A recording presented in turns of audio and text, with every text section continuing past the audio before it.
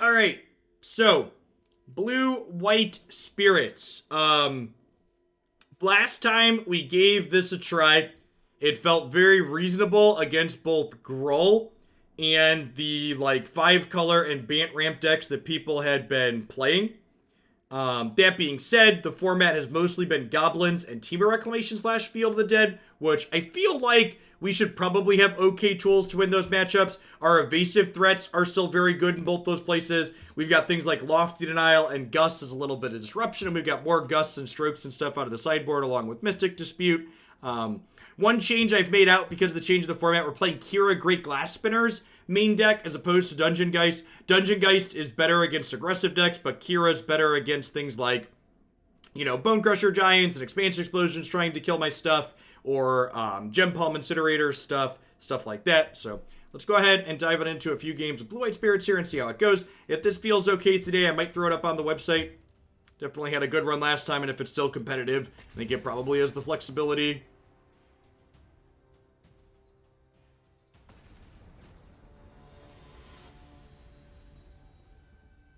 Yeah, Brady. Like to let people know what we're doing when.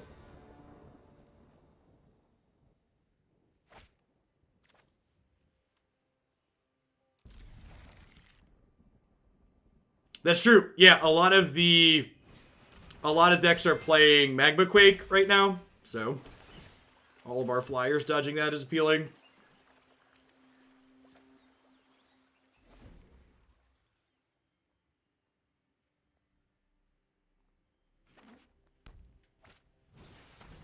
So naturally, I put 2 main deck Aether Gust in my deck before we started this set, so that means we're about to play against nothing but decks that card is dead against.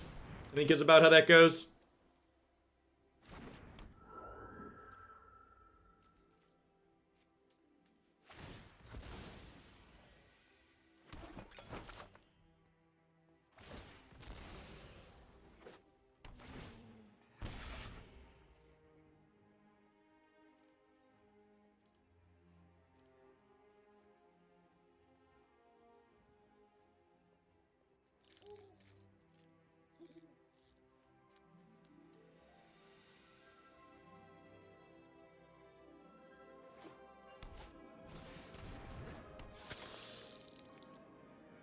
So Cruel Celebrant makes the cat loop deal 2 damage and gain 2, which is pretty tough to race, honestly.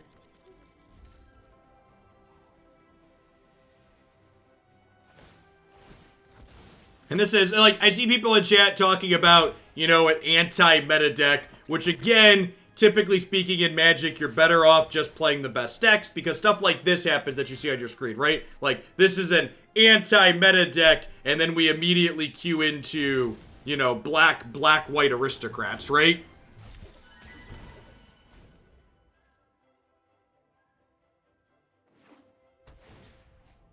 So in general, you are better off registering the good deck rather than trying to be cute and registering something that's not the good deck.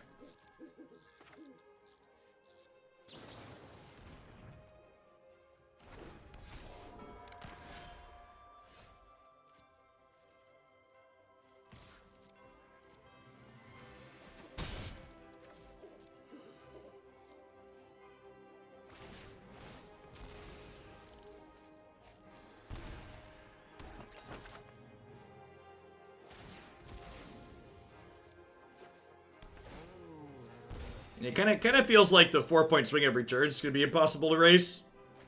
Yeah, correct, Tyves. Like, I'm not criticizing my opponent for doing what they did. I'm just being fucking descriptive. Good lord, Magic players. Like, I'm not expecting every opponent to play the good decks. I'm just describing base level game theory in an accurate manner.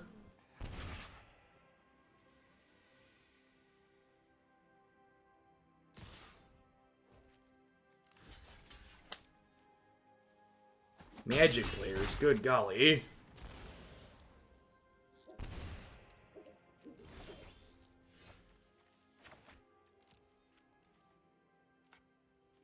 Yeah, I don't think we can race at this point. I'm just gonna concede the match. I don't really want to play against them. I guess I have cages in my sideboard. I guess And get some Baffling Ends and some cages. Feels bad that I cut my third Baffling End.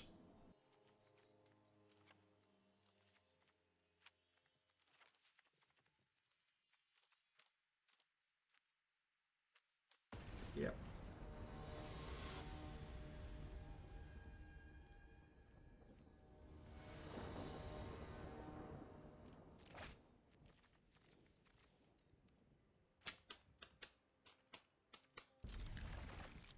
I guess, like, double cage is redundant, but if I, like, look at, like, this hand without a cage in it, it's, like, a pretty good 6.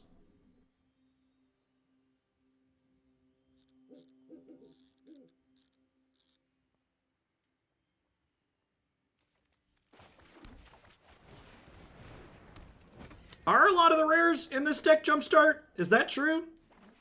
Like, Nebelgast Herald's an uncommon, right? Like, there's a lot of Jumpstart cards in this deck, but most of them aren't rares. Rattlechains is a rare, I suppose. Kira's a rare, so that's 6.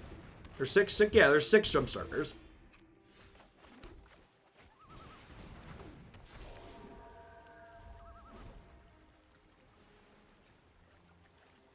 The old turn 2 Iara off the Phyrexian Tower.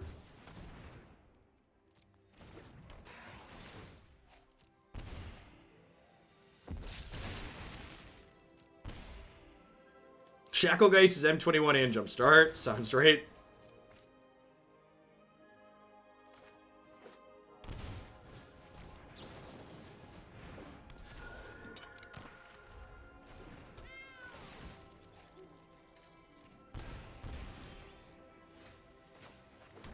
What are spells? Baby, don't hurt me. Don't hurt me no more.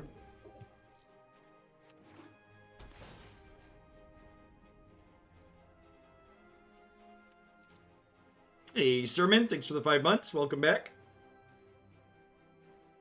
Goblins ate all my wild cards. Now, Goblins is a deck that has a lot of rare wild cards in it from Jumpstart. That one's got like a dozen or so, right?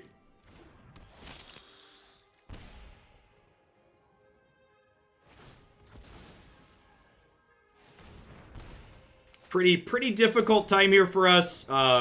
It's basically impossible. Like I said, I think I agree with the assessment that like our deck has good tools against goblins and reclamation, but this is basically impossible.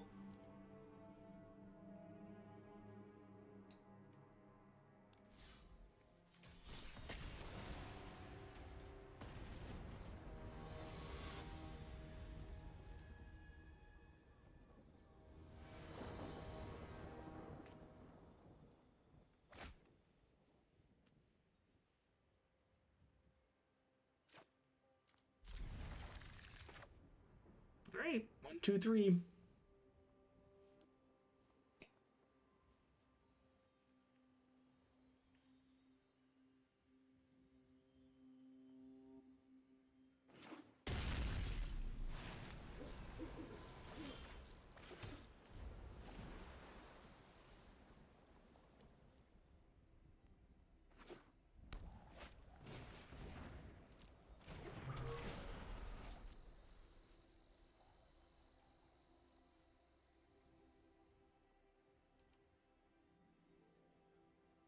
What does Phyrexian Tower do for Mono Black Devotion Sunshine? What problem did that deck have that solves?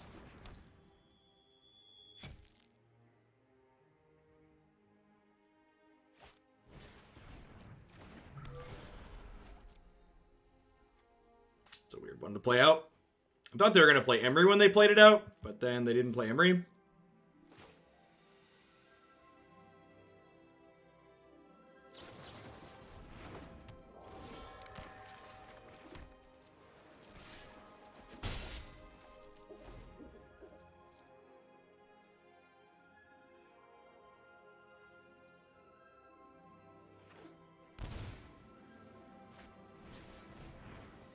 So they had Emery last turn and just decided maybe they had a card on top of their deck they didn't want to mill over.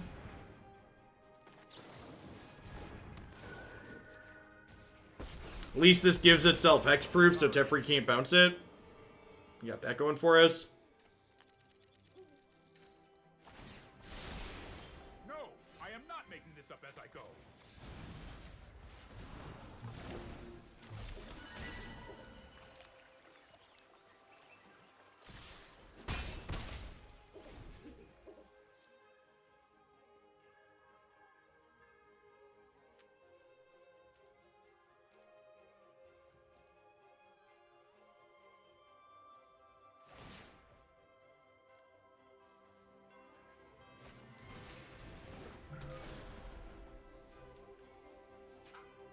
This is pretty peak being metagamey in Magic, though. Like, we played against 5 or 6 decks in a row with vampires where Aether Gust was live. We switched to a deck with main deck Aether Gust, and we're just like 2 for 2 on matches where Aether Gust doesn't have text. How many times do I have to teach you this lesson, old man?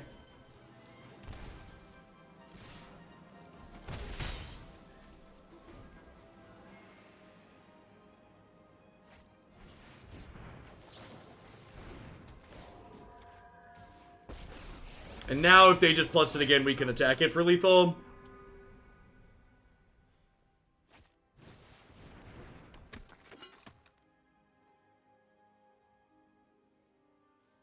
I assume they're just going to draw now. Good chance we get, I don't know what kind of combo kill they're running, but I feel like they're probably getting pretty set up. Probably just Underworld Breach with Thassa's Oracle. So they probably digging for a breach here.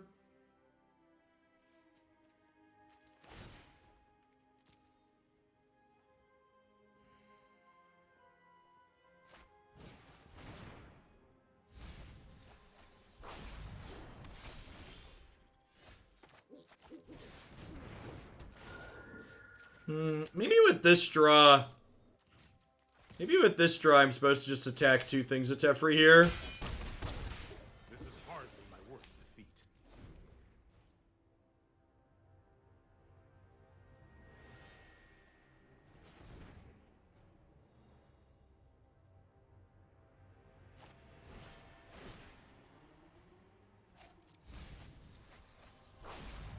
Yep, confirmed a breach deck.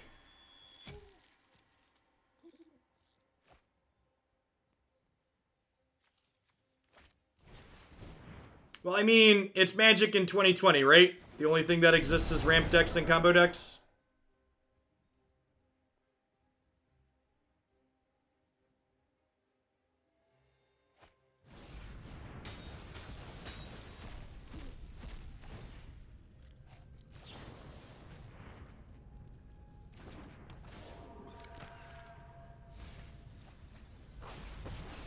Yeah, we're not deterministically dead here. We could get to a point where we're deterministically dead, but we're not deterministically dead. So we get to sit and watch our opponent masturbate vigorously for us here on screen.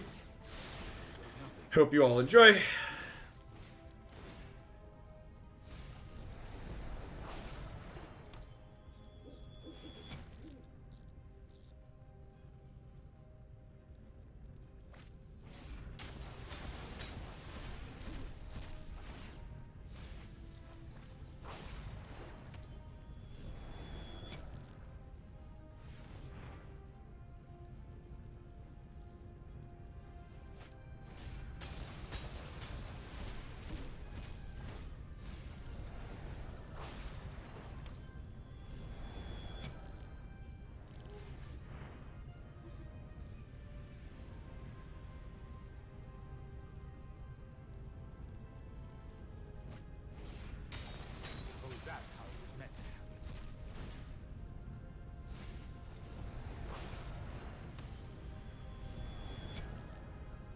Right, I mean, opponent still hasn't found the other Diligent Excavator.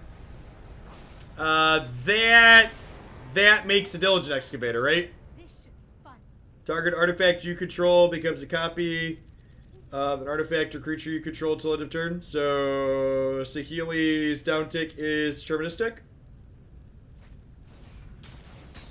Oh wait, Stonecoil Serpent can't be targeted by this, right? Is that right?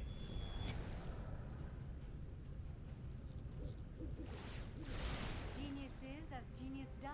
Yeah. We just need to make a token. So we're deterministically dead here.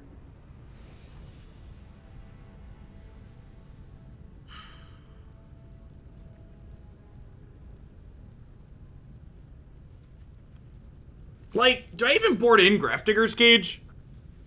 I guess I'm supposed to, but like, it's not particularly stellar in the face of Teferi. Aether Gust just delays their thing for a turn. Definitely want the disputes.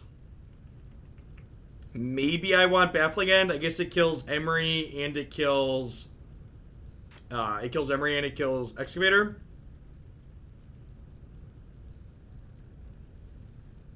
What do we want to trim here? There's also a very real concern, like this is 6, 7, 8, 9, 10, 11, 12 pieces of disruption, which might be a little bit on the high end post board. Like I need to be able to kill my opponent still.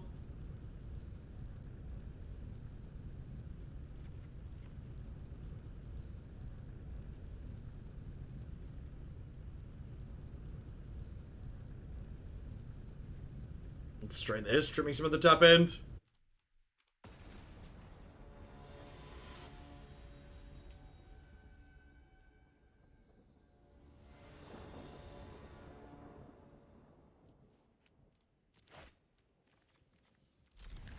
Alright.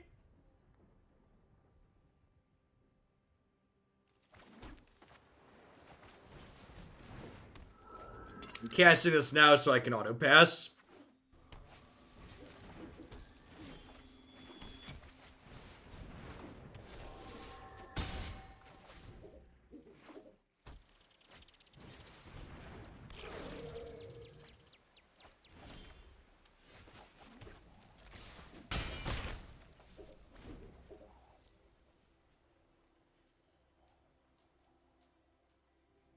Saheeli giving them extra redundancy on their combo is really sweet.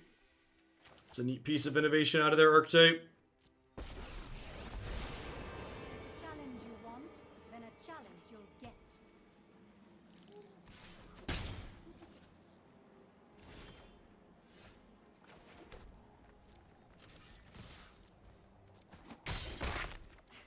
Oh, I'll craft something special for you. Hey, thanks for the 15 months to go. Glad you're enjoying the Runeterra stuff.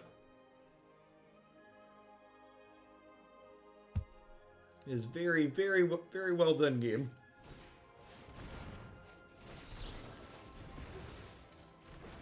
Man, my counterspell didn't get disputed. It's like Christmas, chat.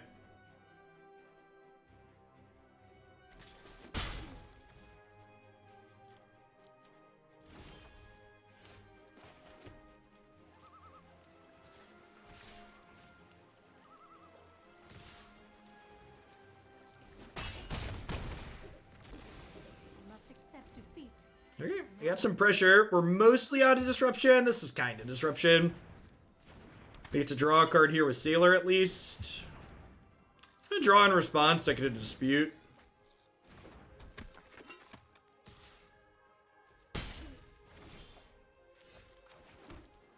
Card off.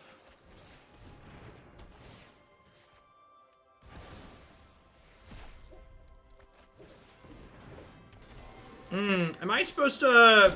Yeah, I'm not supposed to play this probably, right? I already have lethal in play, and I probably want to hold this to dispute a non-blue spell.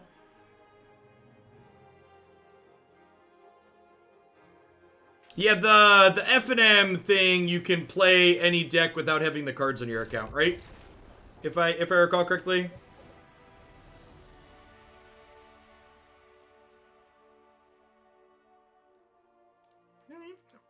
About according to plan. Add threat into disruption.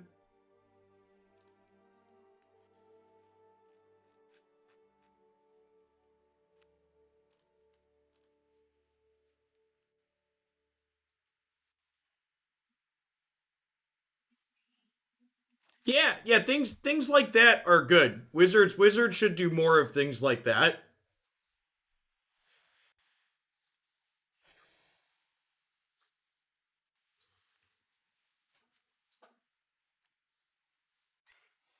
One of my criticisms of Wizards is something that is that they don't do things like that enough. I feel like they don't understand they stand to make more money by being a little bit generous. Like giving people a little bit of something encourages them to want more of it frequently. So they should be more generous with their small amounts of freebies.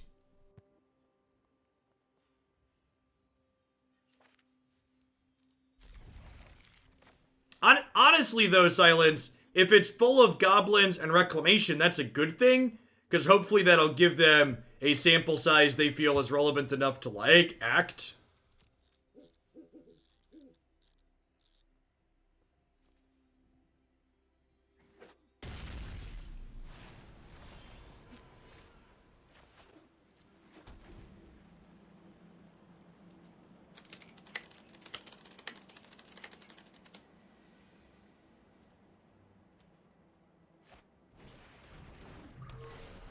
Hey, Narik. Thank you for the 25 months. It's a really long time. I appreciate you keeping me around.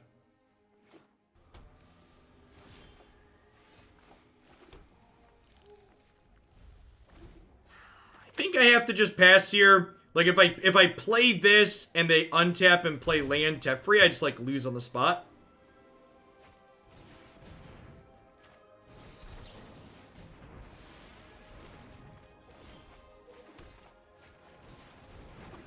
That also wouldn't have been great for me, so good beats.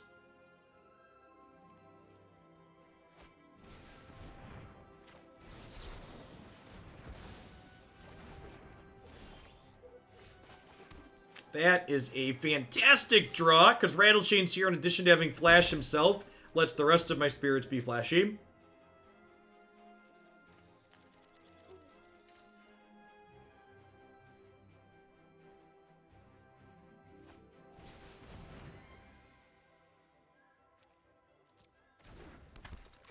So I'm largely not playing Cage for the graveyard matchups. Like I know this is a graveyard matchup, but Cage is largely in my sideboard for the Goblins matchup to hose it. Remorseful Cleric sounds like a good card though. I could see that being a card worth playing for sure. They're gonna take this. This will be 3. I'm gonna let this happen.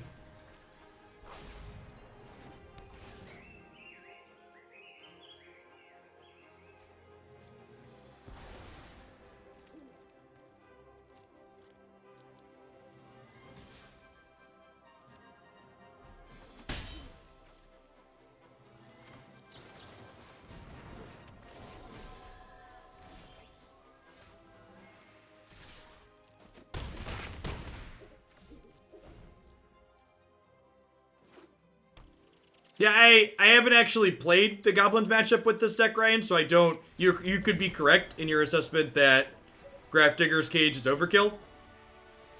I would believe that.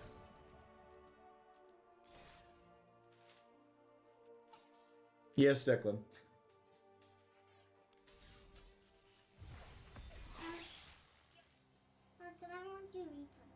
You want me to read something? Okay. Hold on 1 second, chat. I'll be right back. I have to read something.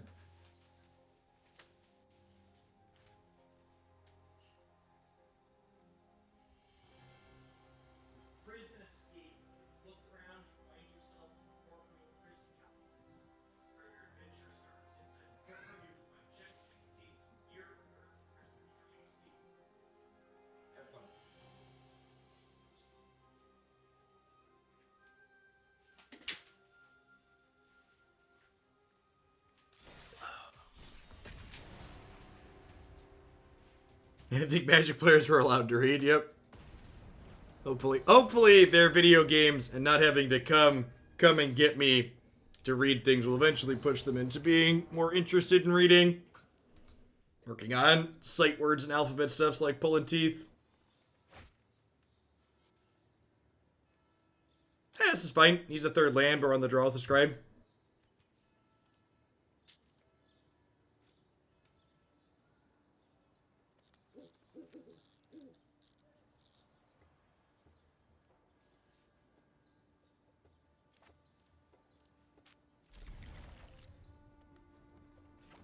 And what mana cost would Teferi be an acceptable card? 4, 5?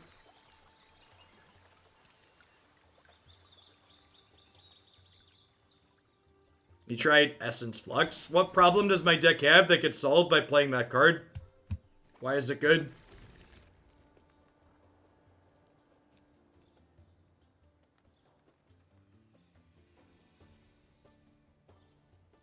Yeah. Yeah, this was a Seachrome Coast. Our start is much better. For sure.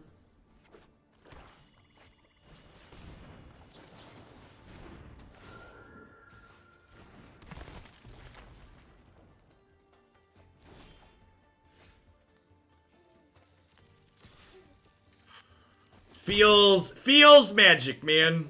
Feels magic, man.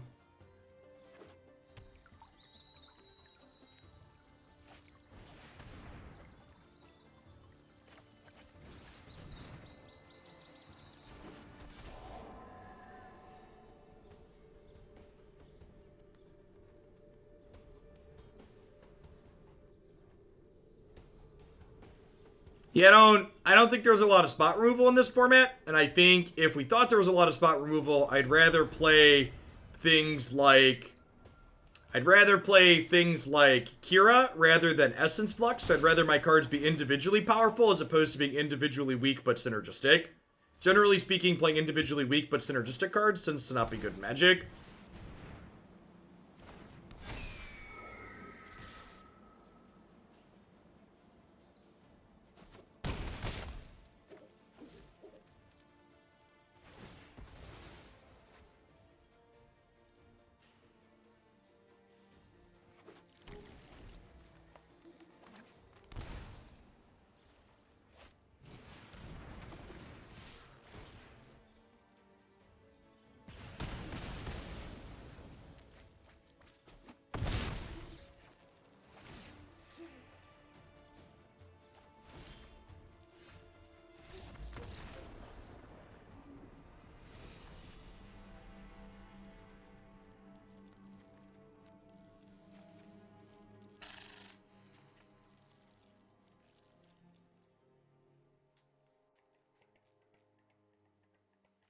This is actually probably pretty good.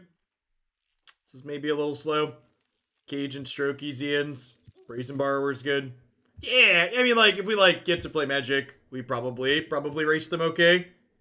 Or if we get to play Magic on curve, we're just, like, wider and taller.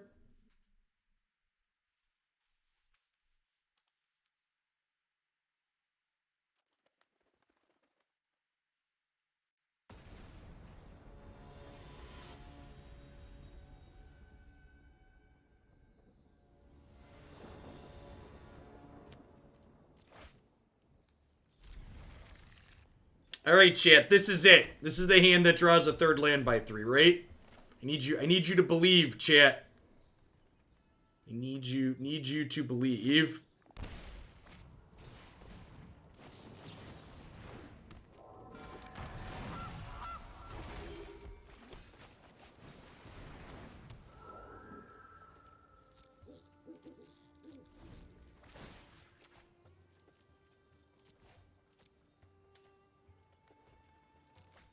Little your goose.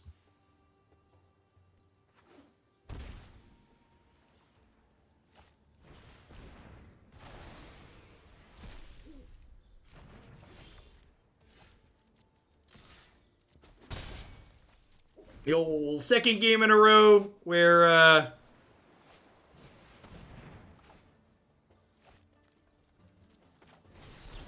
hope to draw a third land, they're just drawing running 3-drops instead.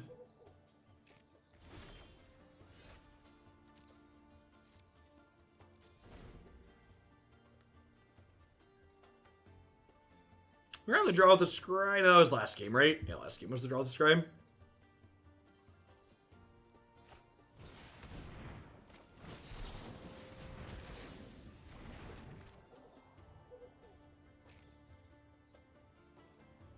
In addition to Tombbound Lich enabling their graveyard shenanigans, it's also going to filter through cards in their hand, letting them sculpt a better game plan against us, so I think we're supposed to kill that.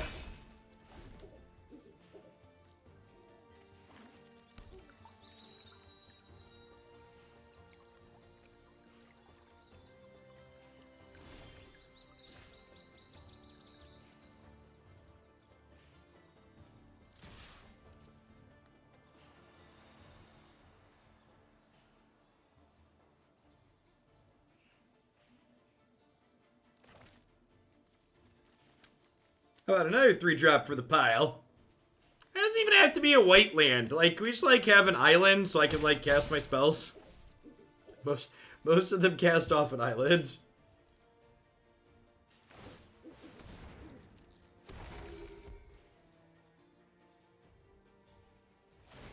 Is this deck really on 24? Yeah, I think you're right? Because I wanted to hit 3 consistently, and Spirit can pay off from having lots of lands.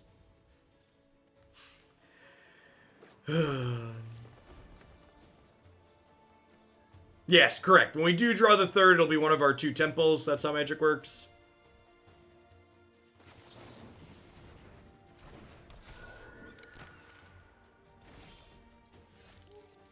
Hey, at least that's castable. You know, glass half full.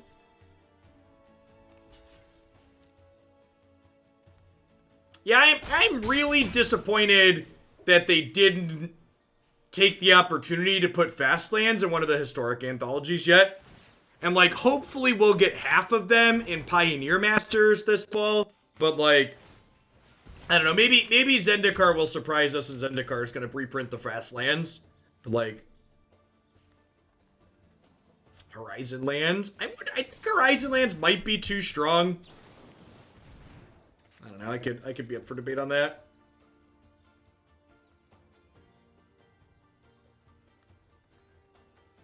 A counterspell here.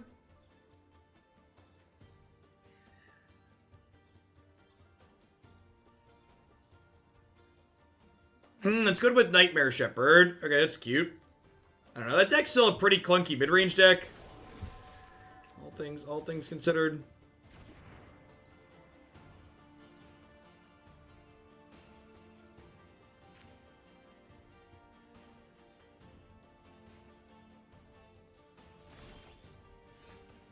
Well, I mean, they're not lands, but at least they're not more Nebelgast Heralds and Eagles, I suppose.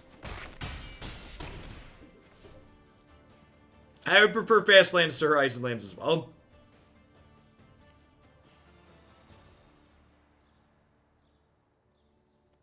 Big agree.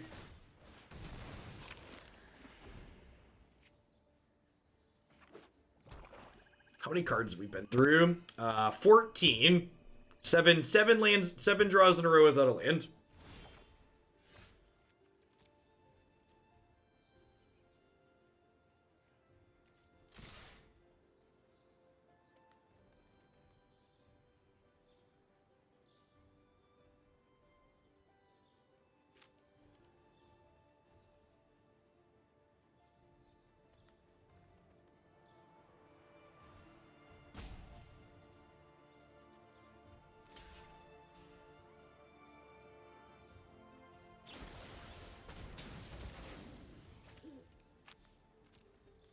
Oh, thanks.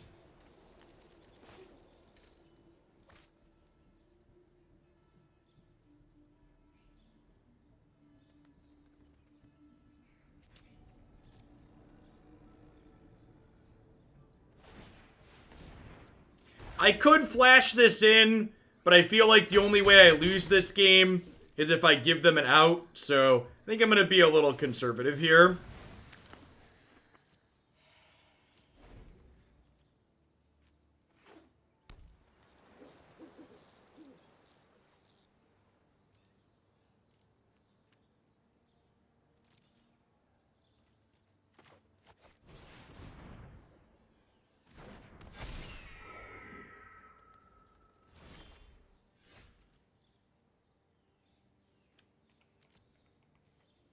So, can't kill them with Nebelgast because I'll make a food and eat it in response.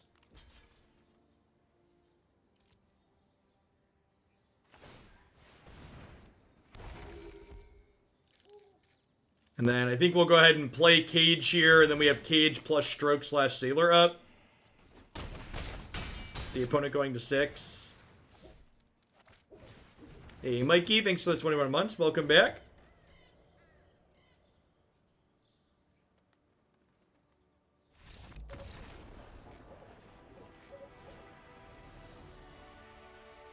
I'm happy with how we boarded. I'm gonna go ahead and run it back.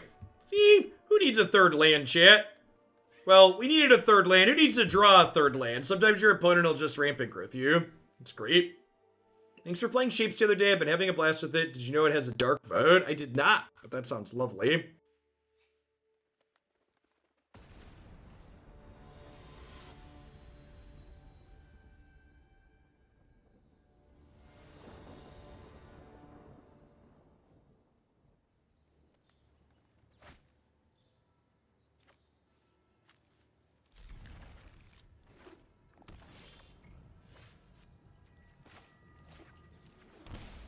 I'm going to elect to shock in my land on 1 for a couple of reasons. The first is that my health total doesn't really matter in this matchup. The second is that I would prefer to not be obvious about holding up 2 and 3 drops later on.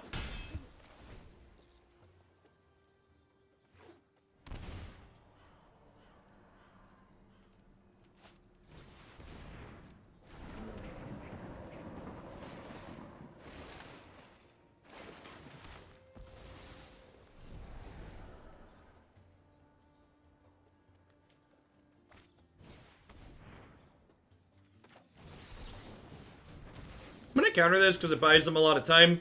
I also have more counter spells in my hand, so...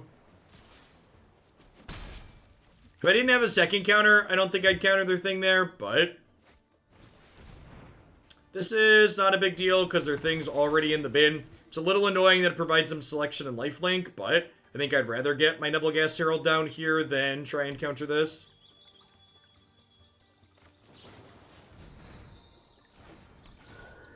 I'll probably watch it off stream later, pre-wait. Someone said it was a little bit longer, so I don't really want to take up that much stream time with it. I think you would have countered Uro using similar logic. Well, the logic I used was I had a second counter spell. Oh, you mean to start? No, so the Uro's not a sustained source of life gain, whereas the Goose is a sustained source of life gain and continue blocking. So there's a difference between like what that Uro's doing there and like what the Goose was going to accomplish.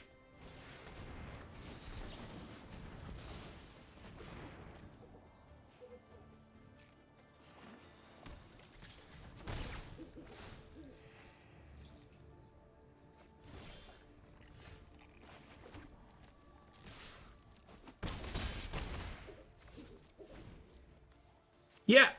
Yep, Shacklegeist and Nebelgast Herald. Shacklegeist, sorry.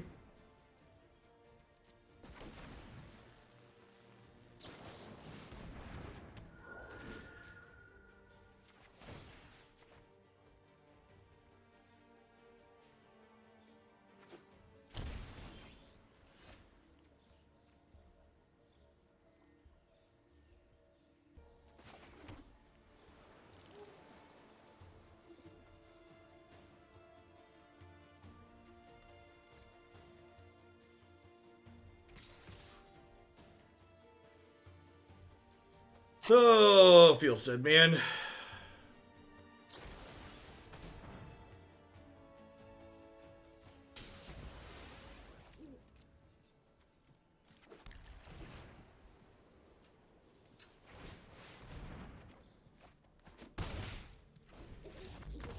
Good times.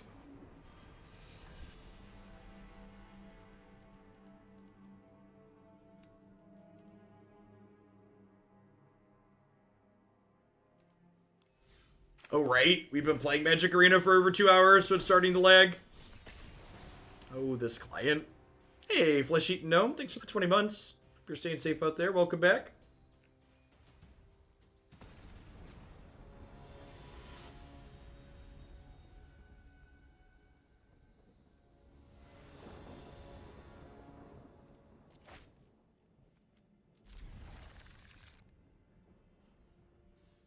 Usually we start Runeterra about 1:30, 2 o'clock. You can always check my schedule on my website, which has not only when I'm going to be live, but what I'm going to be live with when. Hey, I'm glad you're enjoying it. Eggs are good. That's, Lux Ash Control is one of my favorites. The Fizz Teemo deck we're going to play today is another.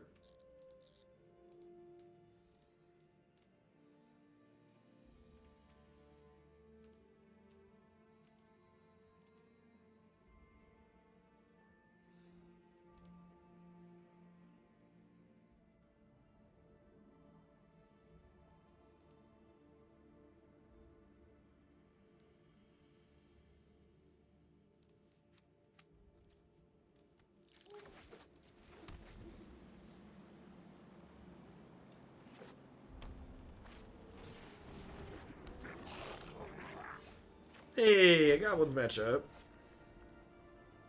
Da-da.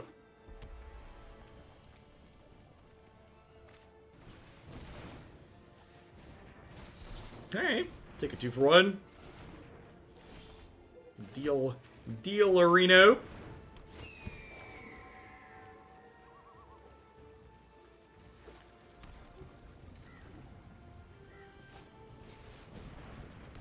Block.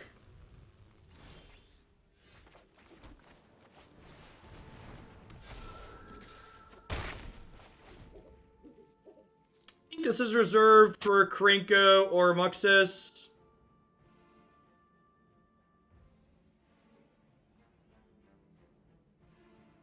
Most of the things are resolving at this point. Just looking to draw any of our creatures at this point.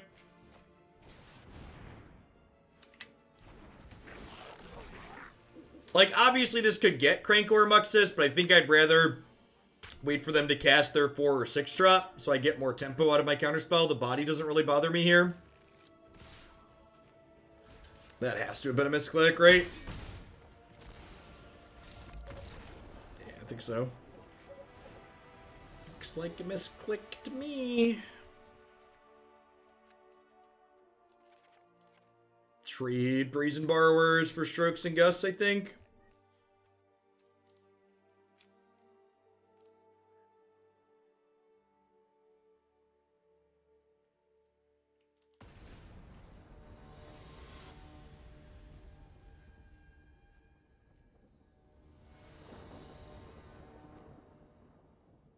Is Geist too slow? Yeah, I also don't think Geist is super meaningful.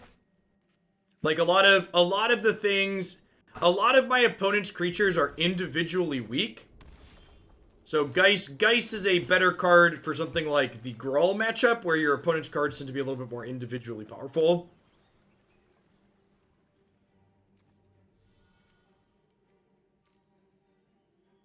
I'm gonna bottom this. I technically don't have a 4th untapped land yet. I'd like to have one.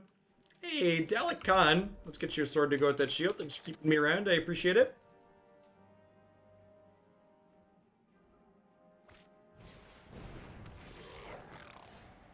This was a phenomenal draw. Let me pass with the Nile up here, slash a threat.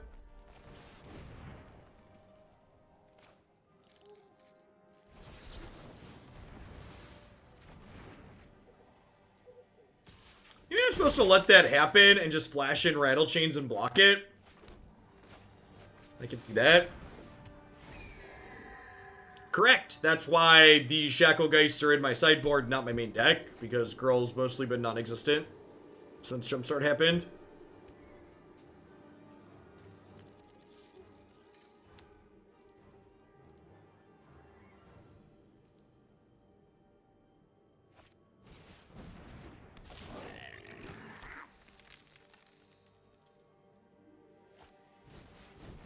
Alright, turn 5 Muxus.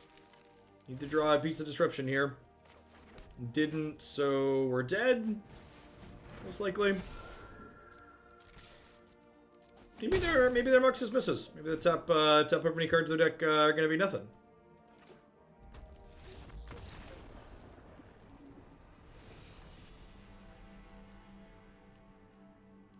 It's pretty interesting and stimulating gameplay. Definitely lots of player agency back and forth.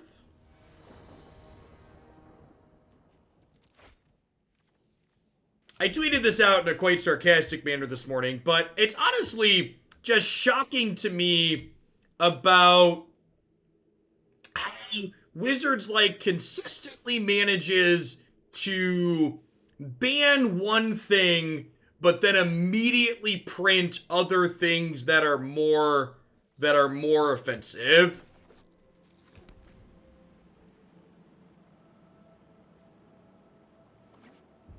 A lot of people are main decking 3 and 4 Aether Gust to go.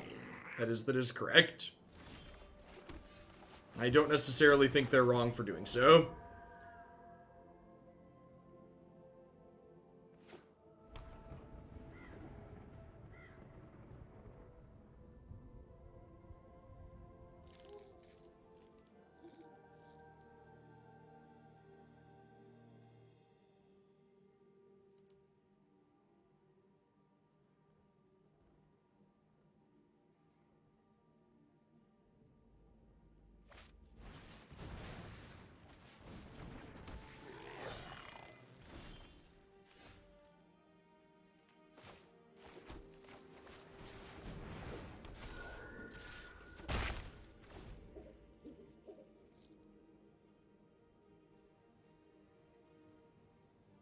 yeah, but like Battle Elite, that's just wrong.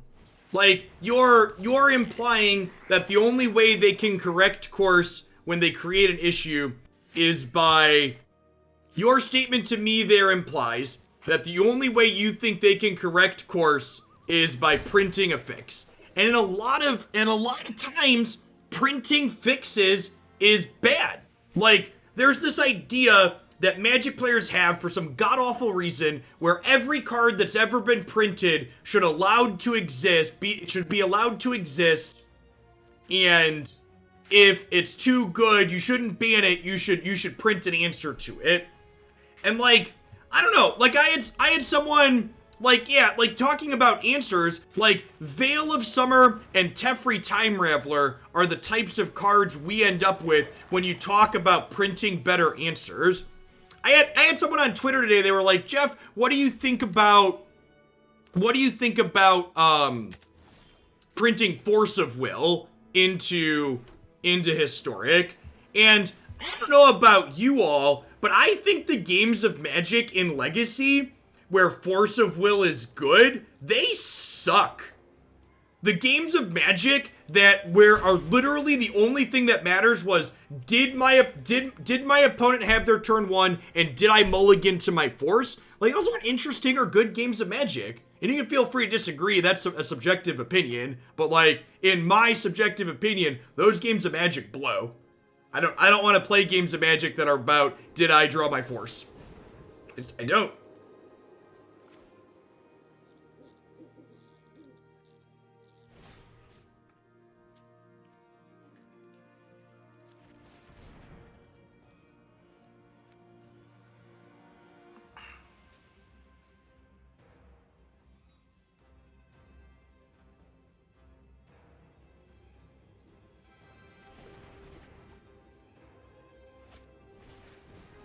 Watsy said in an article today that... Wait, no.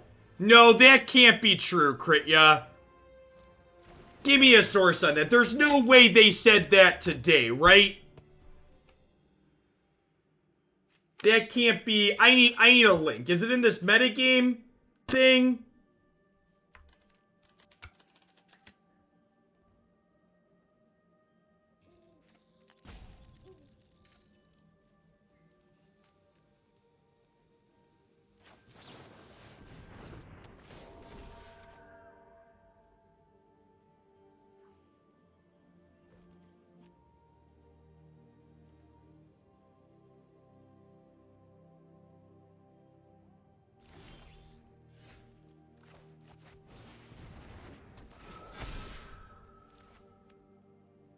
Not quite lethal here, but close.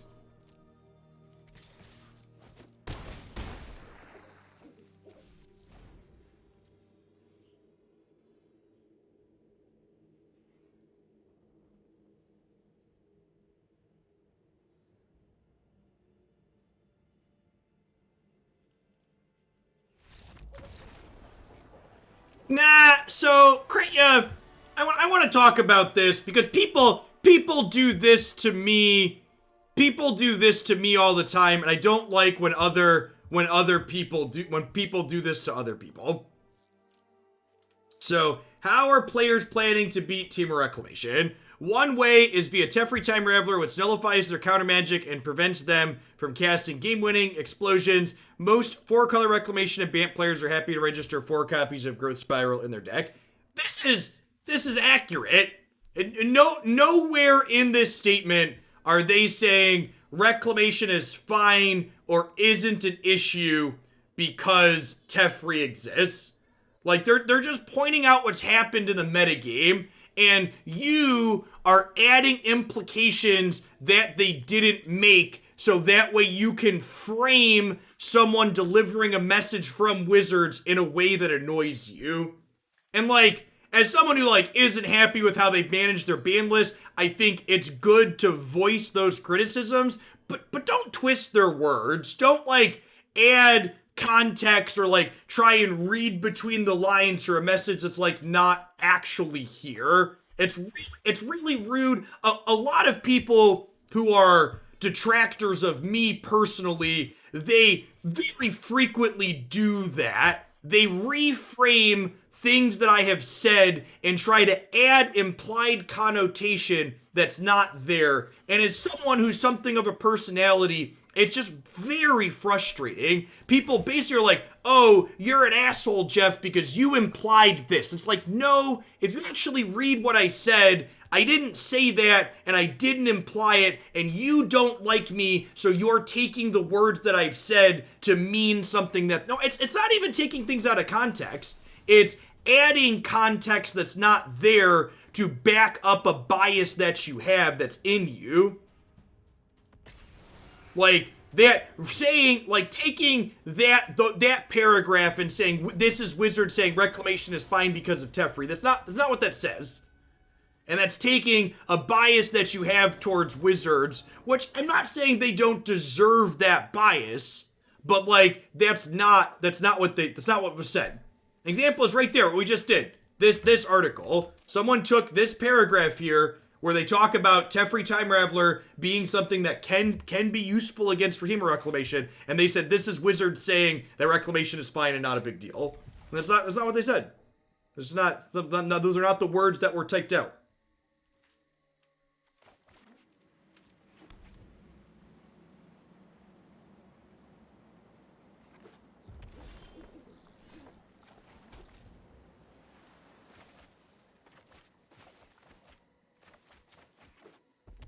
Examples about me personally. Okay, so the one that often gets thrown around by people is that because I require people in my spaces to explain to me why I'm wrong when they tell me I'm wrong, otherwise I ban or block them. There are a lot of assholes out there who say, Jeff can never admit that he's wrong.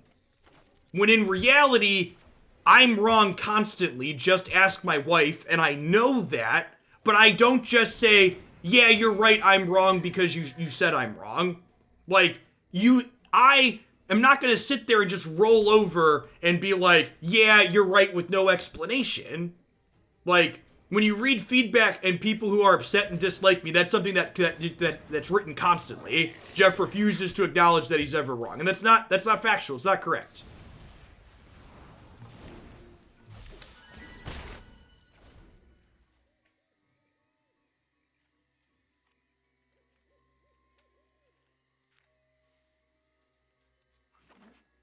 No, I'd also assume, is this article written by Frank Karsten?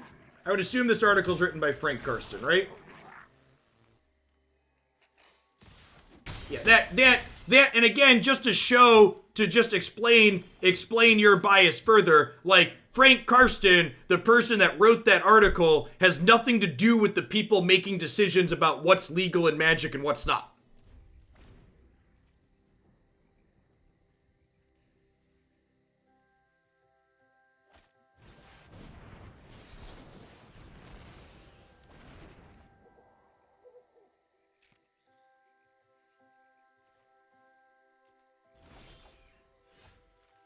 $24 lands later.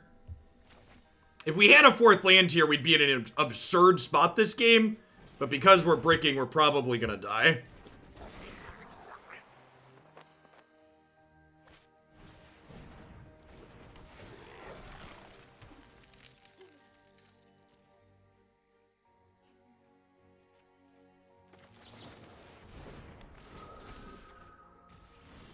That's super results-oriented thinking. My curve literally stops at 3, and I would like to get to 4 on occasion so I can double 2-mana spell.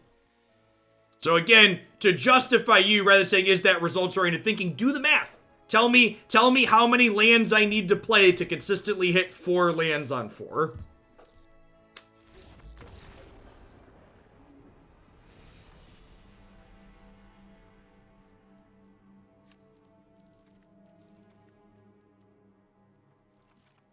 Like, Brazen Borrower out. I don't think the bounce on this is as relevant as Gusts and Stroke. I think that's the swap. Do I want these cages? I probably want these cages too, huh?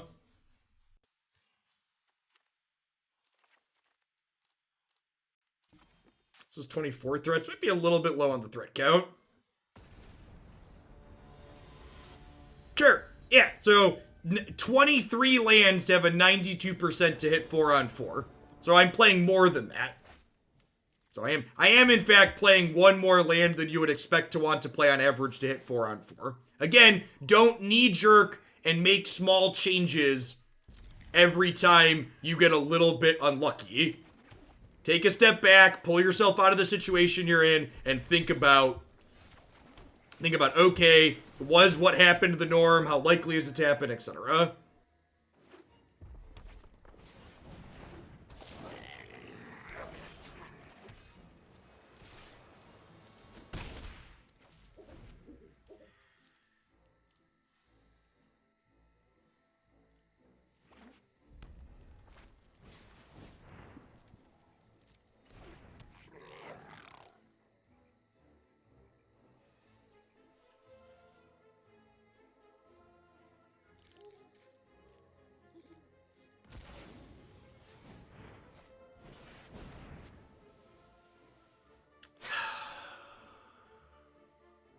It's gonna make it incredibly hard to race. The problem is, if I counterspell this, if I counterspell this chieftain, they can play Muxus next turn. If I knew there was another counterspell on top of my deck, I probably would have countered that. What about making changes to avoid a situation that's happened more than once? No, two is not a good sample size. One is not a good sample size, and neither is 2. Sorry.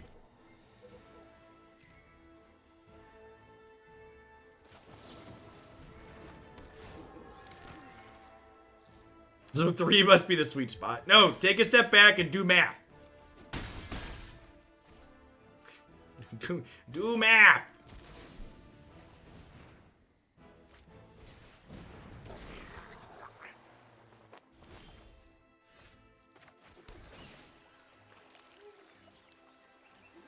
No, you know what a good sample size is, chat? You know what's a statistically significant sample size? Let's talk like three digits, 4 digits.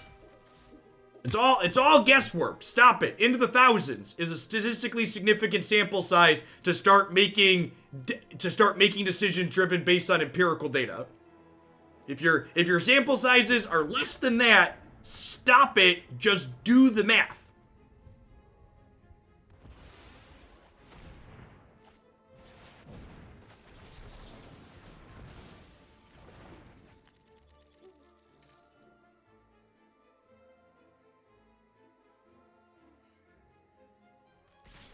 It's like I love when players like post they're like, oh, all right, I'm like 9-1 with this deck, like, and that's like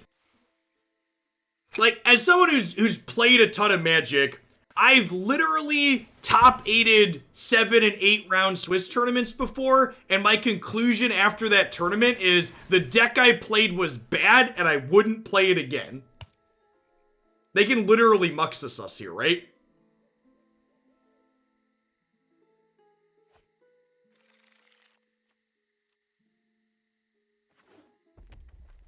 Yeah, okay. So we're gonna get Muxused. I have a chump blocker for Muxus himself, but good chance we're dead here.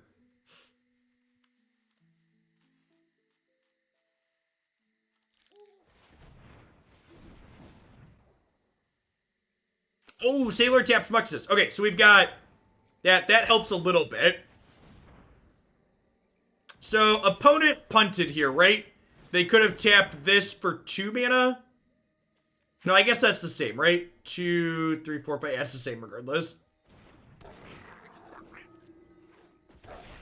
Nailed it. Sick. Didn't even need this.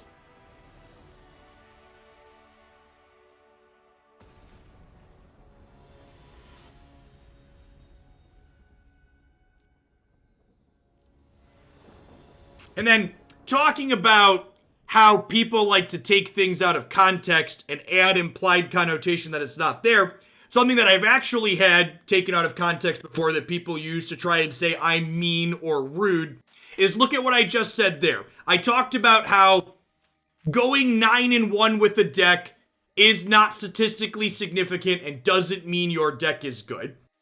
I've had people hear me say things like that and then extend that to the conclusion that I am belittling the accomplishment of the person that went 9-1. That's not the intention of that. That's not what I said. Like, just pointing out the true fact that going 9-1 with the deck in 10 matches is not statistically significant and does not give you some large empirical set of data to conclude that this deck is objectively good, right?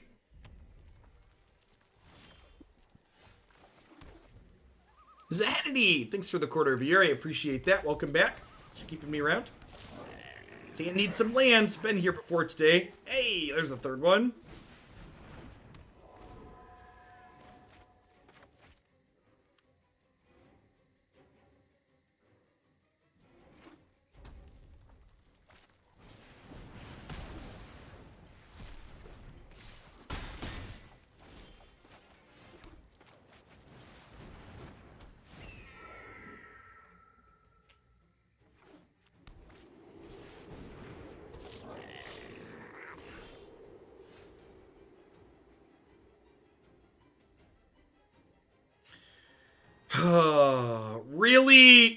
Really needed a fifth land there. Really needed a fifth land there.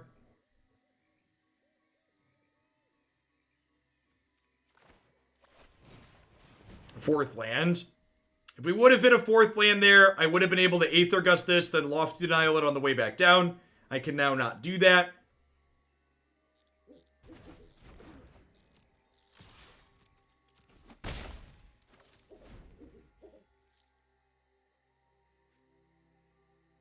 I look at the mirror every day. I know all about bad faith arguments. Oh.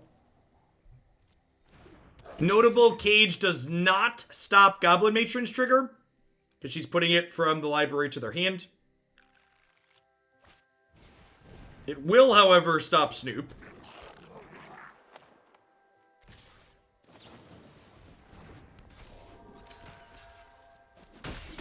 So that's nice.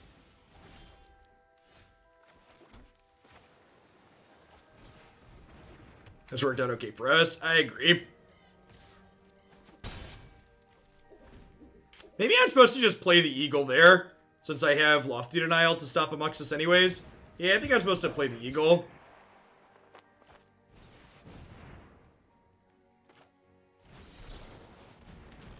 I think I just do this to keep their board in check. I'm gonna try and kill them a couple of turns in the air. And they're dead. They're dead next turn, right?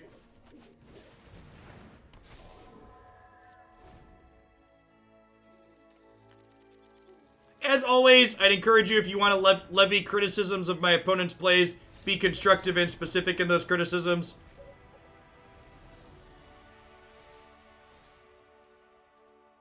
Otherwise you're going to take a break.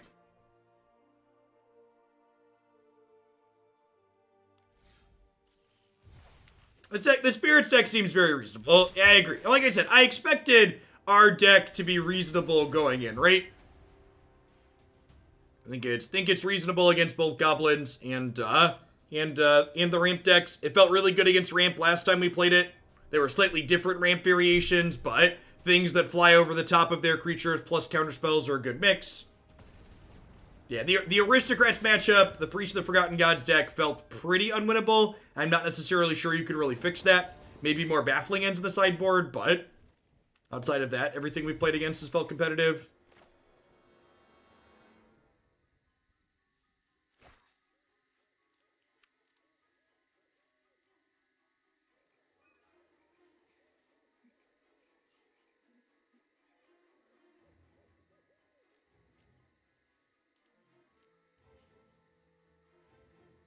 I think this is a good craft for risk-averse people. I do, Mono. This deck's also, like, budget. How many? I shouldn't say budget. How many rares are in this deck? This deck has... Oh, what's it called? Usually tells me how many rares are in things. I guess not. The only mythics in this deck are, Our Brazen Borrowers, right?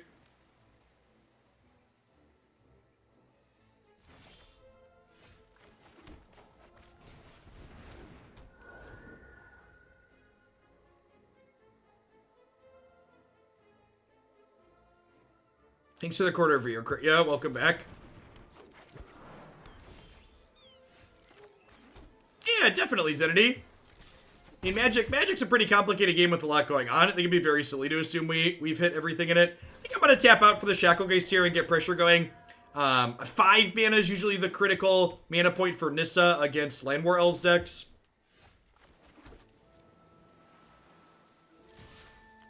Rattlechains is definitely not a mythic.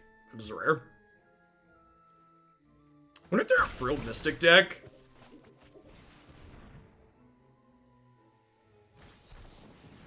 Dispute, sure.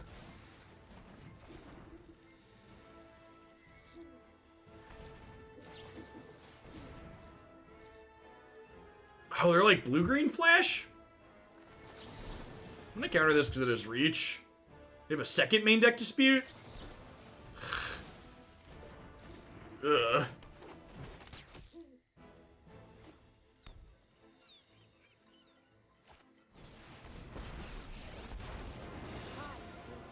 Well, I think we're dead.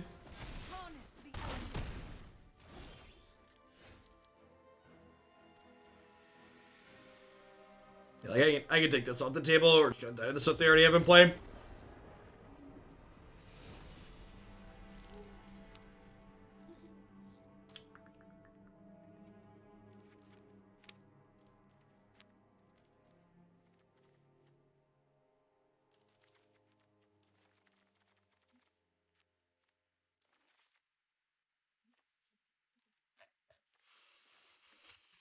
It's an Aether Gust matchup. I guess it's probably leave the 2 in. They probably have Nightpack Ambusher and Frilled Mystic. Maybe I trim Eagle because it's like 3 mana and sorcery speed.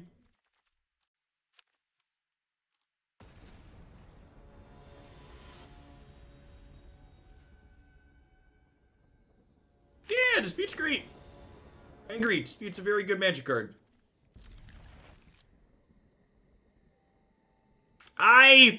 Dispute's actually, I feel like, a good example of... Dispute's a good example of a card where they probably missed the power level on it in their testing. Because, like, Dispute, in my opinion, is much better than Mana Leak. But Mana Leak's a card that they refuse to print into Standard anymore because of power level concerns.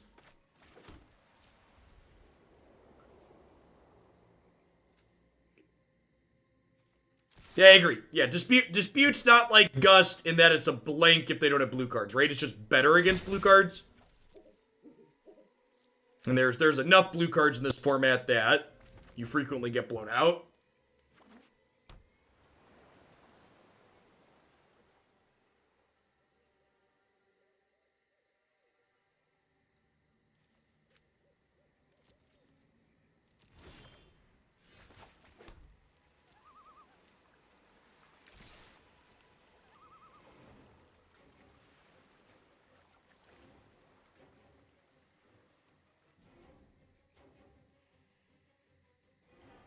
Also, it's contextual. 3 mana in a deck full of Uros and Gross Barrows is not a big deal. That's true. Alright, they only have 1 blue mana up here. So I get to Rattlechains, their Brazen Borrower, and then Dispute their counterspell here.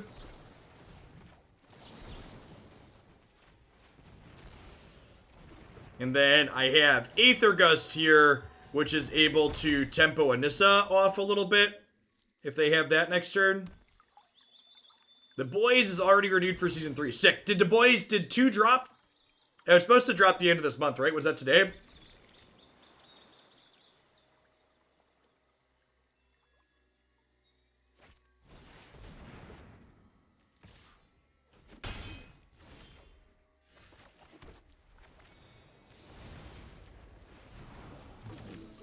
I believe you have something of mine. Thanks.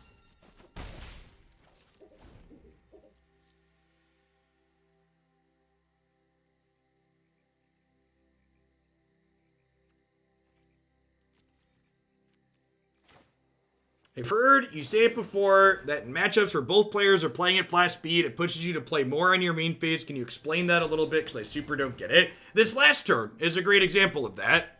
Like, I elected to bounce my Rattlechains on my turn because my opponent was tapped out.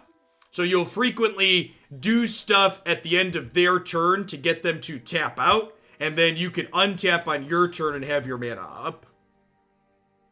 And know your critical cards are going to actually resolve.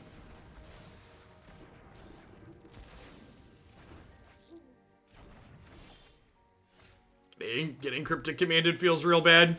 Here, another good example. I'm going to go ahead and cast Brazen Borrower now while they don't have blue mana available. So this way if their hand's a bunch of counter spells, they just don't do anything.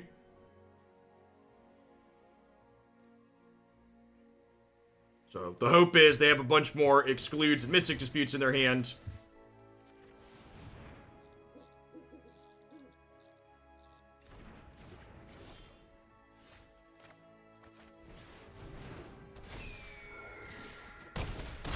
Alright, dead in the air, go.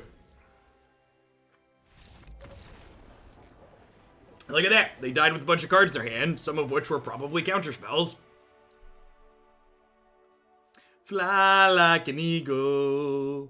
Do do do do do. Alright, chat. Third game for Mythic. This is it, we're on the draw. Final boss. Mulliganing to 5. Feels magic, man. Feels like Magic the Gathering. Experiencing it here on your screen. Low variance, high skill game.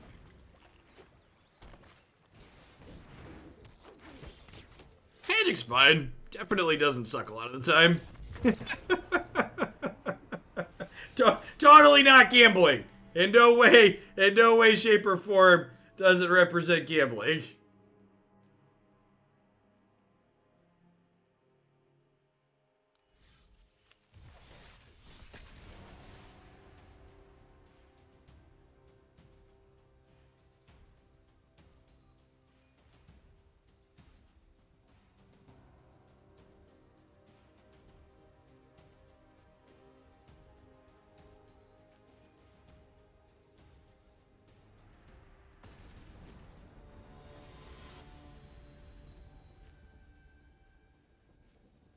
Yeah, I saw that one, Weens.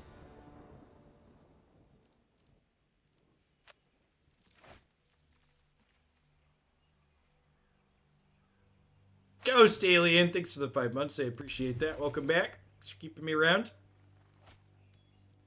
Hand's a little land heavy, but we've got 2 into 3 on the play, so I'm going to keep it.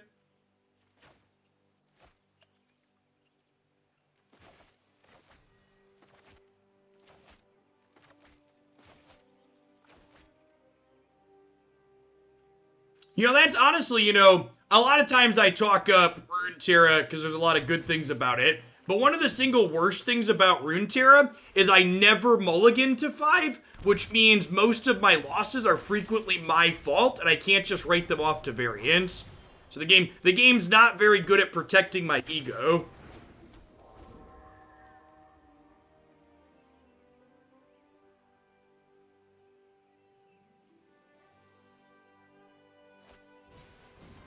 Yeah, that's fine, Watermelon. Feel free.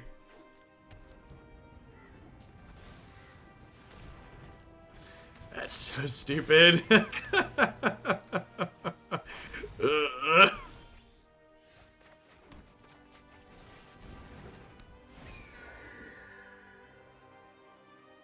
You say that as a joke, but it's a real game design concern. I definitely understand that. Games that don't have enough built-in variance often fail.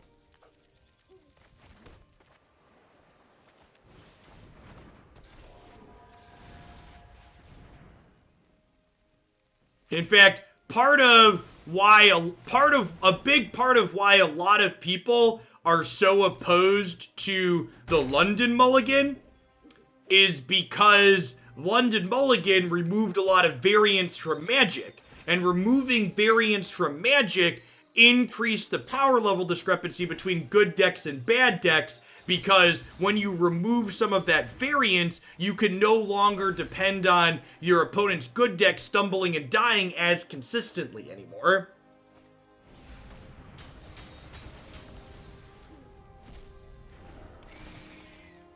Jumpstart, push a number of great standard decks. I think the second. Like, Jumpstart getting added to Arena was like an afterthought mostly. They didn't really design Jumpstart with Arena / Historic in mind. Which is why things like Muxus happened.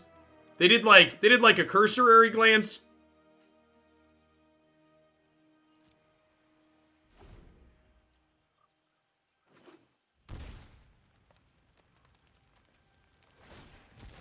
Sort of like try and play a Citadel with 7 life and kill me.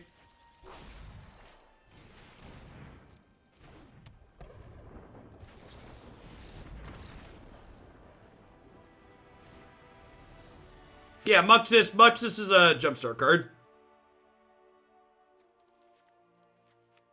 Is Kira good enough to bring in to protect against claims? Yeah, I'm gonna leave Kira in, because Kira also counters, what's the word? Kira also counters the first Mayhem Devil trigger. It does not counter Priest. I said this earlier, but I think I want a third Baffling End in the sideboard, so I can have like 3 Baffling Ends here instead of this Lofty Denial. Probably want to make that swap after this game.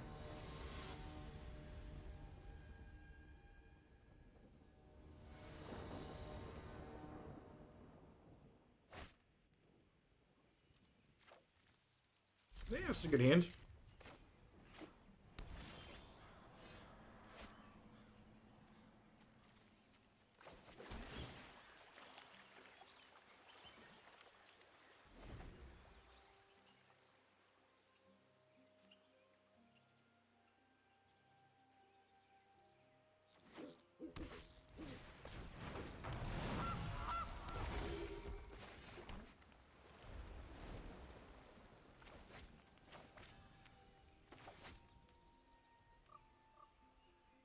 Have we boarded in Dungeon Geists today? Nope.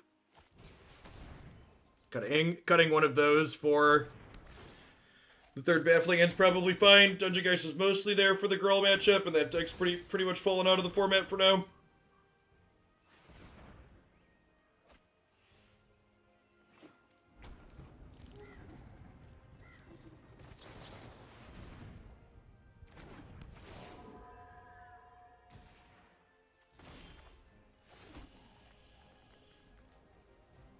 I think I'm just playing Shacklegeist and Spectral Sailor this turn. Or am I playing Supreme Phantom and Spectral Sailor? Let's do Phantom and Sailor. The next turn we can Eagle. I don't really need to do this just yet, I don't think.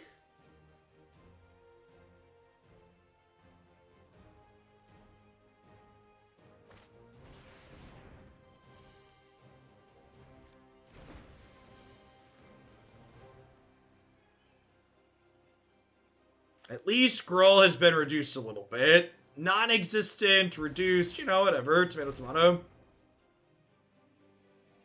I think once they ban Muxus, we'll still see some Gruul in the format.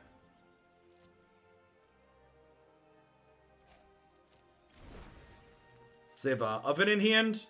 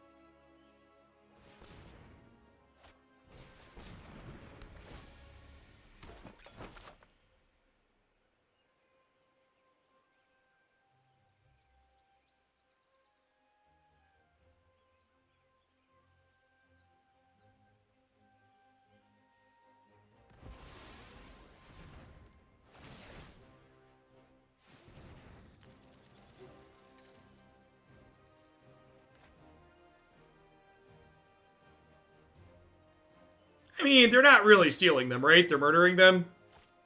I guess they're like technically attacking me first, but they're not just taking them away, they're killing them.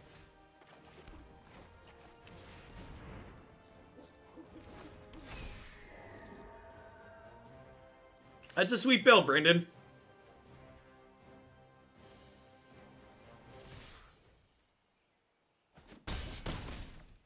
The goal here is to try and kill them before we get Mayhem Deviled. Opponent choked on mana at least, which could be our saving grace.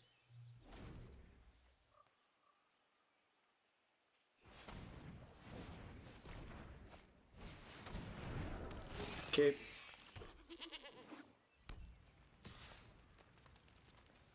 The fact that they sacked their goose means they don't have an efficient way to eat food either, which is great for us. Means they can't activate trailer crumbs cleanly. Okay, opponent should probably be dead here.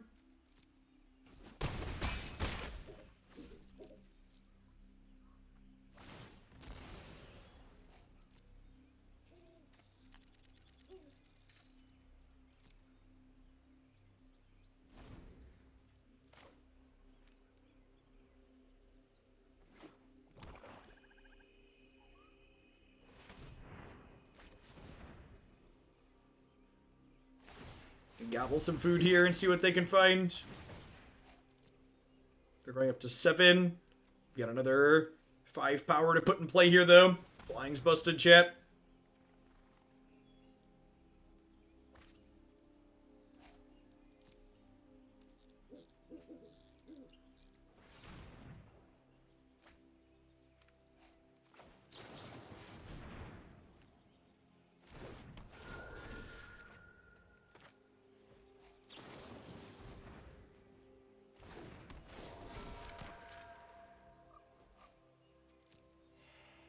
So those two plays mean that even if they make another food and eat it here, they're still dead, right?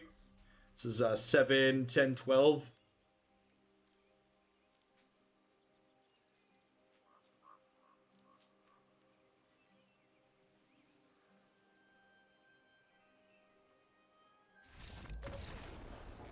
Bye, friend.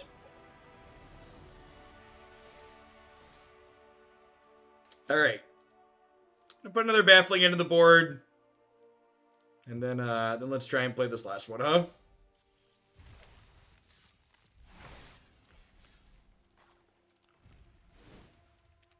I think this one goes up on the site. Seems super reasonable. This is a bubble match for Mythic. I think we played like probably close to double digit one match away from Mythics today. Or this week or so. Yeah, I think that's where I would put it in terms of power level, Pino. If it goes up there, I would throw it under high potential. Feels like it can be built to attack most formats. Has a lot of good tools in it.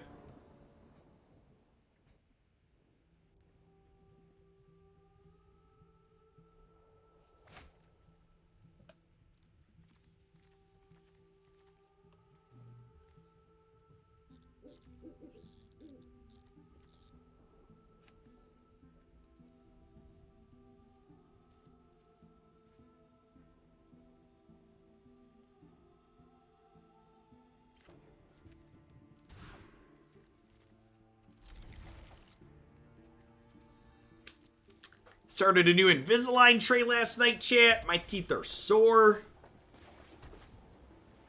Almost done, though. 22 out of 29.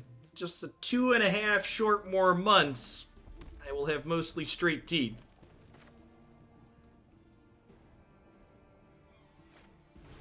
Beauty is pain.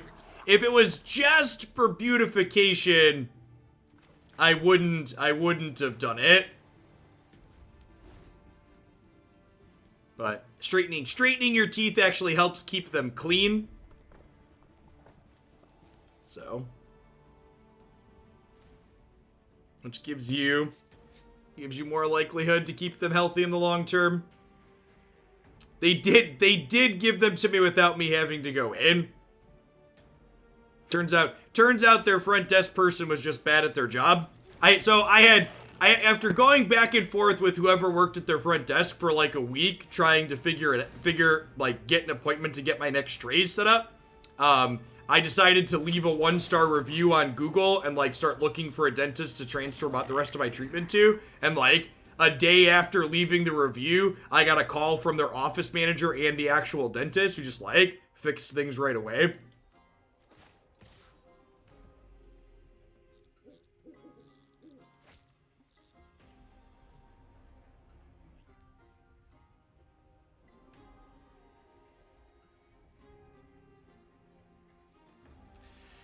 Am I supposed to trade Rattlechains for this? I did update my review. I swapped it to 4 stars.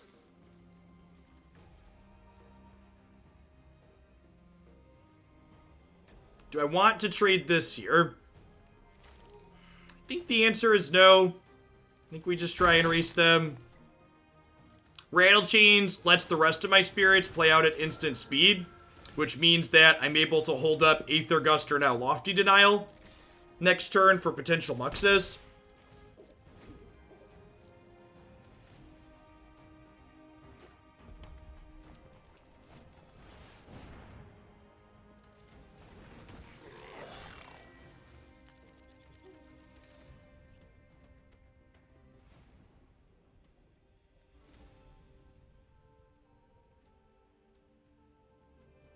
Can I tell a big difference in the mirror?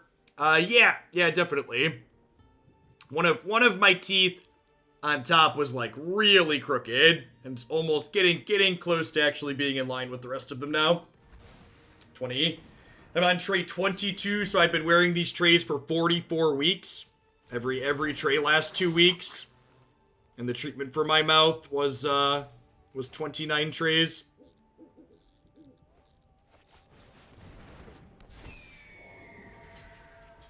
I think I block the Snoop here, because that's the one that's going to potentially generate card advantage, and then, like, my Eagle could hopefully help me hold down the board here.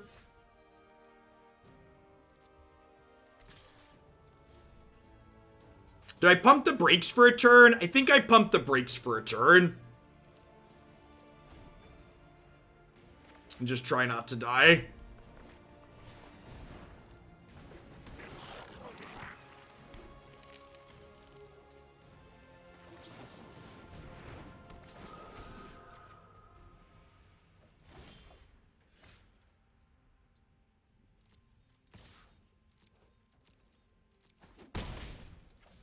Need a retainer once you finish, like, braces or no? Yeah, you always need a retainer, Vortal. Otherwise, they push back around.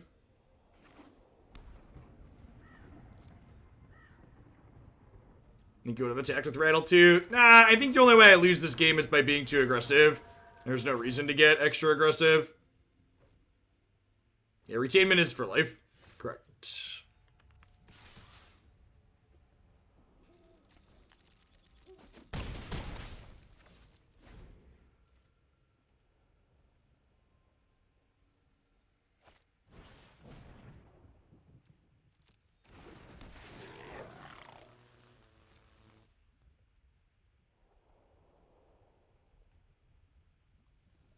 And remember, Prospector lets them turn their goblins into mana here, so I need to Aether Gust this, not Lofty Denial. Alright, so they're dead.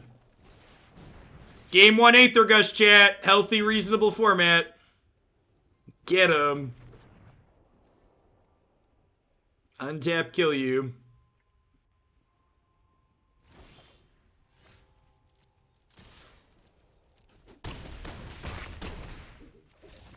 Ain't nobody need a 4th land, chat. Ain't nobody need a 4th land.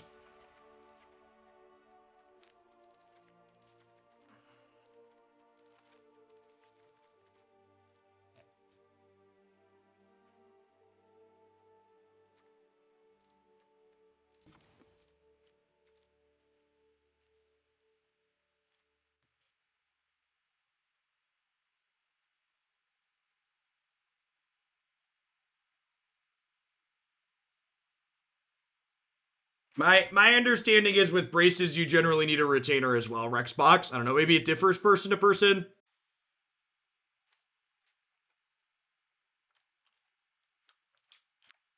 I am not a dentist. Hellboy MPLS, thanks for the 28 months. I appreciate that. Welcome back.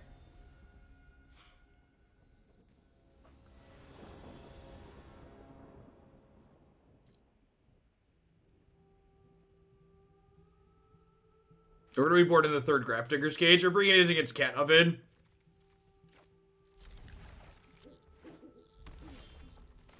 Yes, Zingzal is the answer to your question.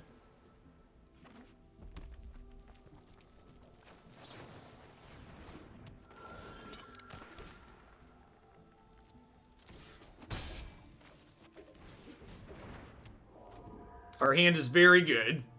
I agree. Could this be it? Could this be the time we finally don't bubble out? And we get into Mythic?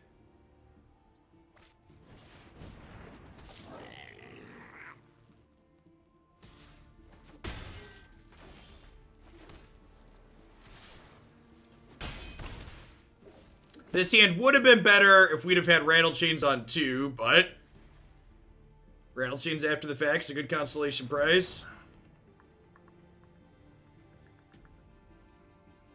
I think I'm gonna let that happen and diddle one of these here. We'll take 3, but we're attacking for 5. Just never a 4th land. Ever. Never, ever, ever a 4th land. They're dead next turn, though, right? We go Rattlechains, untap 11U. Just never need a 4th land. Sounds good, Wargy. I'll get that added. Yeah, feel free to send me a list.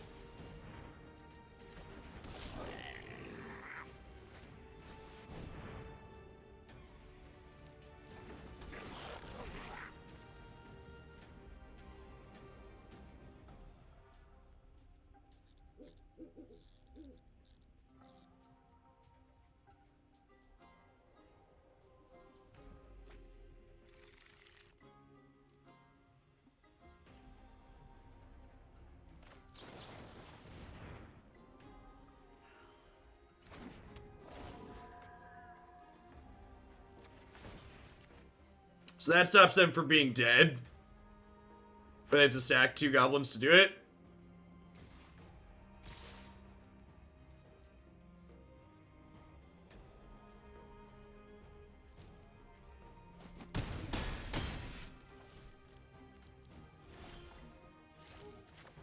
Ah ha ha ha!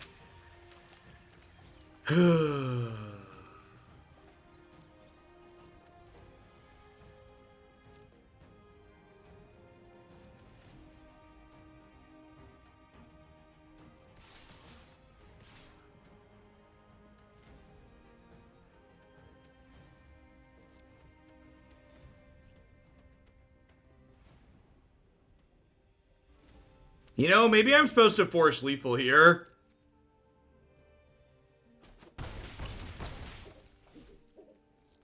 Yeah, I think I messed this up and I'm supposed to force them to... I'm supposed to force them to sack 2 things to kill my thing there.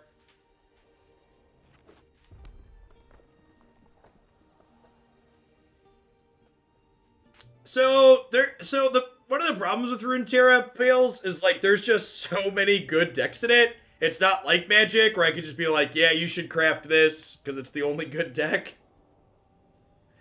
I'd recommend, like, taking a peek at some of the different things that are offered and seeing which ones fit your playstyle the best. We're in such a good spot there, just never found a 4th fucking land again. Is that a problem, though? I mean, it depends on who you ask. What your goals are.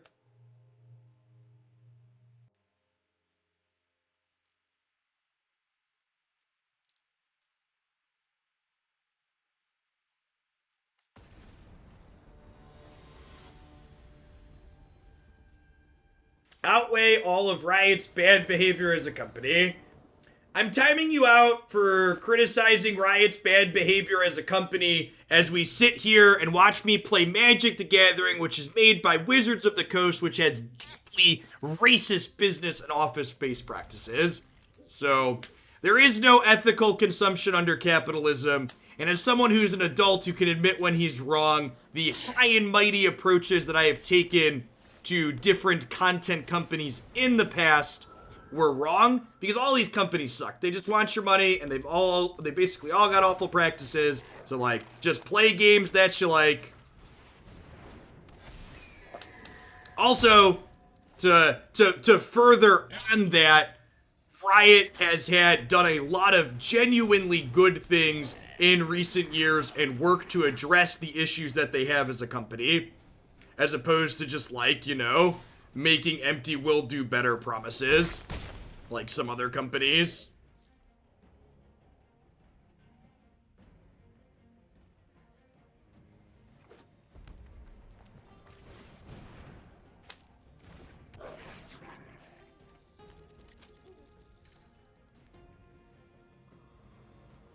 This deck seems like it isn't allowed to draw a 4th land. Yep. We actually have not played against a lot of goblins in this set, Marty.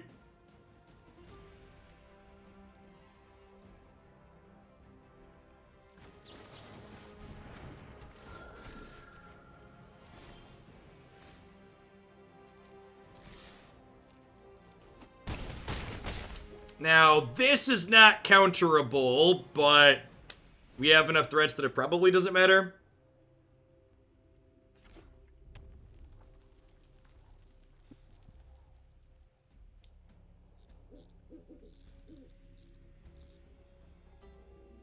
They don't actually have... Do they have 2 of these? Do they actually have 2 of these? Or is this the visual bug? Okay, so they've discarded 1, and it still shows 2 of them in their hand. So I'm gonna go on a limb and assume that they don't have another one.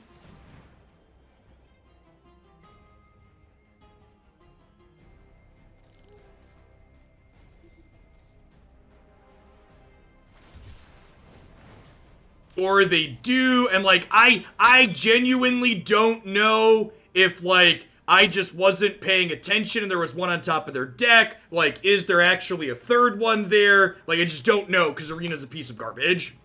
So now both my lords are gonna die, and we won't have lethal in play this turn now.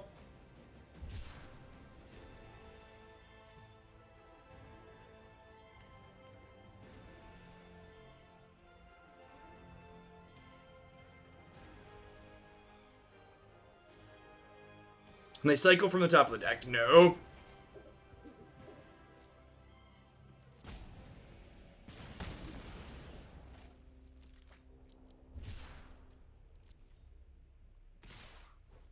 I just clicked through taking an extra point of damage too, because I'm frustrated with Magic Arena. Hopefully 1 point of life doesn't matter. What's a 4th land anyways, chat? I mean, really? What's a 4th land between friends? Please cast amongst us and die.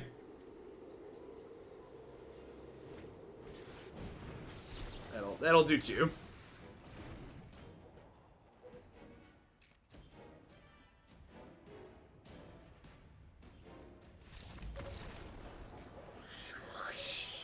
Alright, 4, no lands, no problems.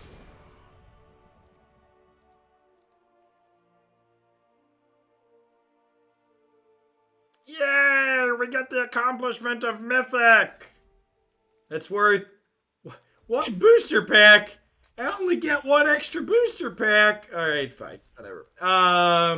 Yeah. I think if you're looking to play a tempo deck in Historic, this would definitely be my recommendation right now. No, we're playing 24 lands. We were very unfortunate in that set to miss our 4th land as often as we did. I'm playing a high land count because we've got a couple of castles to scry with on occasion, and we've got a couple of Spectral Sailors here to draw extra cards with. So, yeah, I mean, we had played this once before. We had played this right after Jumpstart released, and it felt competitive against both Bant Ramp and Gruul aggro. And then we played it today, and today it felt reasonable against Goblins still. And I feel like the tools that this archetype has available to it can really kind of warp and mold this deck to likely be competitive in a lot of different situations. Rattlechains And Nebelgast Herald here from Jumpstart, just like fantastic additions to the archetype. Very, very powerful cards in general. Yeah. So if you're looking for a tempo deck to play in Historic, this would be my recommendation. I think if you're been running into a lot of both Reclamation and Goblins, this is a good off-meta deck for the time being to attack both of those. I do think the Aristocrats matchup, the Cat matchup is hard, but with Baffling End and Grafdigger's Cage, it's also not unwinnable. So we got that going for us. All right, at any rate, we're going to go ahead and roll on